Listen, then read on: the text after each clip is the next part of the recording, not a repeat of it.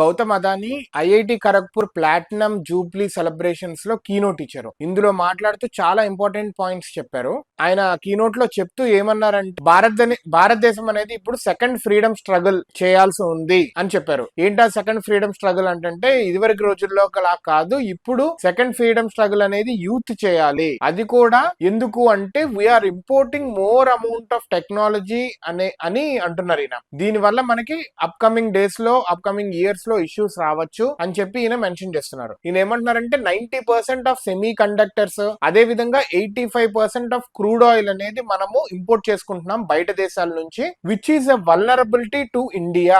భారతదేశానికి ఇది ఒక పెద్ద వల్నరబిలిటీ. ఎందుకు అంటే ఈయన ఏమంటున్నారంటే ఆ సింగిల్ డిస్రప్షన్ లేకపోతే ఒక సింగిల్ శాంక్షన్ అనేది మన భారతదేశాన్ని ఇరకాటంలో పడేసే అవకాశం ఉంది అని చెప్తున్నారు. అంతే కదా, ఇప్పుడు సెమీ కండక్టర్స్ అన్ని 90% ఇంపోర్ట్ చేసుకుంటున్నాము. ఎక్కడ? తైవాన్ నుంచి కానీ, ఇట్లా మెయిన్ ప్లేసెస్ అవే కదా. తైవాన్ నుంచి చెయ్యము, ఆ కంట్రీకి మనకి గొడవ ఏదైనా అయినా కానీ, లేకపోతే ఎనీ కైండ్ ఆఫ్ శాంక్షన్ పడ్డా కానీ, డబుల్ అయింది అనుకోండి ప్రైస్, ఏం చేస్తాం? ఆయిల్ అనేది డబుల్ అయింది అనుకోండి ప్రైస్, ఏం చేస్తాం? అందుకే మన దేశంలో ఏవైతే రిసోర్సెస్ ఉన్నాయో we will have to utilise that. అదే విధంగా